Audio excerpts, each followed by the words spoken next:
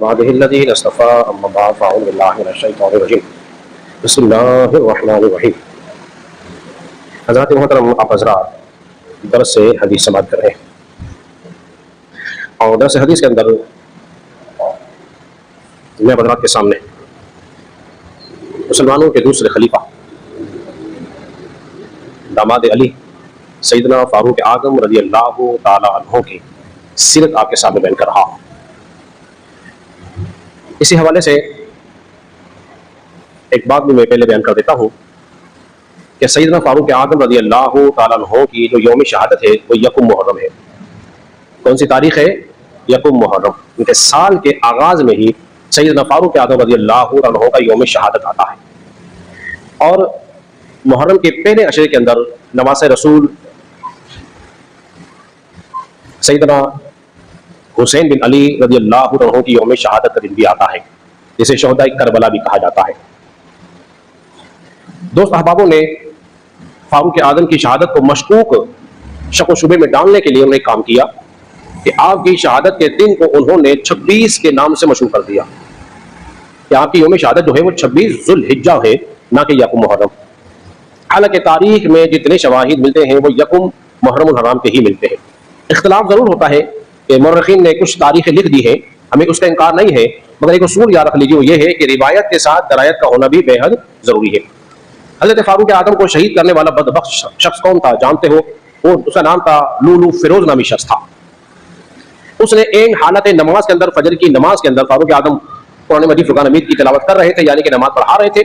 اس نے اپنی چادر کے اندر یا کمبل کے اندر 2 دھاری خنجر کو چھپا رکھا تھا جو کہ زہر آلودہ تھا، اور جیسے ہی آپ نے نماز فجر میں تلاوت کرنی شروع کی، نماز پڑھنی شروع کی، اس نے آپ پر 4 سے 5 وار کر دیے، 4 سے 5 وار کر دیا، آپ کو شدید زخمی کر دیا، اور آپ چند دن علیل رہے، حتیٰ کہ کوئی چیز مشروب اگر آپ کے جسم میں ڈالا جاتا، یعنی کہ پانی وغیرہ پینے کے لیے، تو آپ کے زخموں سے نکل جاتی۔ آپ 3 سے 4 دن تک علیل رہے، 26 ذو الحجہ کو زخم لگے، اور یکم محرم الحرام کو آپ کی شہادت ہو گئی۔ اور جب آپ علیل تھے تو آپ نے اپنے بیٹے عبداللہ ابن عمر سے کہا کہ بیٹا جاؤ ام المومنین کے پاس جاؤ، کہو کہ میری خواہش یہ ہے کہ میں رسول اللہ صلی اللہ علیہ وسلم کے قدموں میں دفن ہونا چاہتا ہوں۔ تو حضرت عائشہ صدیقہ رضی اللہ عنہ سے جب اجازت طلب کی تو ام المومنین نے اجازت دے دی، اور فاروق اعظم کی تدفین کہاں ہوئی ہے؟ رسول اللہ صلی اللہ علیہ وسلم کے قدموں کے اندر موجود ہے۔ اب چل ایک حوالہ جات میں اس پہ پیش کر دیتا ہوں۔ سب سے پہلے جو آپ دیکھ رہے ہیں، بہت ساری کتابیں تو میں لے کر نہیں آیا ہوں، تاریخ ابن کثیر، اس کا حصہ ہفتم ہے، اور اس کی جلد جو ہے وہ 4 صفحہ نمبر 140 ہے۔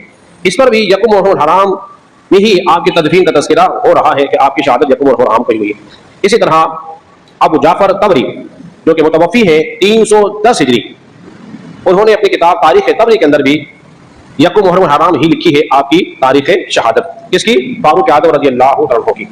اسی طرح علامہ ابن اسیر جزری رحمۃ اللہ تعالی علیہ، یہ 630 متوفی ہے، ایک 630 ہجری میں ان کا وصال ہوا تھا، ان کی مشہور و معروف کتاب ہے اسد الغابہ، 4 جلد ہے، صفحہ نمبر 156 ہے۔ اسی طرح علامہ یحییٰ بن شرف نووی رحمۃ اللہ تعالی علیہ، جن کی ہم نے مشہور و معروف کتاب ریاض الصالحین آپ کے سامنے درس حدیث میں ختم کر چکے ہیں، ان کی ایک کتاب ہے تہذیب الاسماء واللغات، اس کے صفحہ نمبر 13 پر اور جلد نمبر 2 پر بھی آپ نے فاروق اعظم کی یوم شہادت جو ہے وہ یکم محرم ہی لکھی ہے۔ اسی طرح علامہ ذہبی جو بہت بڑے امام گزرے ہیں جرح و تعدیل کے، 744 ہجری، ان کی کتاب ہے سیر اعلام النبلاء، اس کی جلد 2 ہے، صفحہ نمبر 417 اور 418 پر بھی انہوں نے فاروق اعظم رضی اللہ عنہ کی تاریخ شہادت جو ہے یکم محرم میں لکھی ہے۔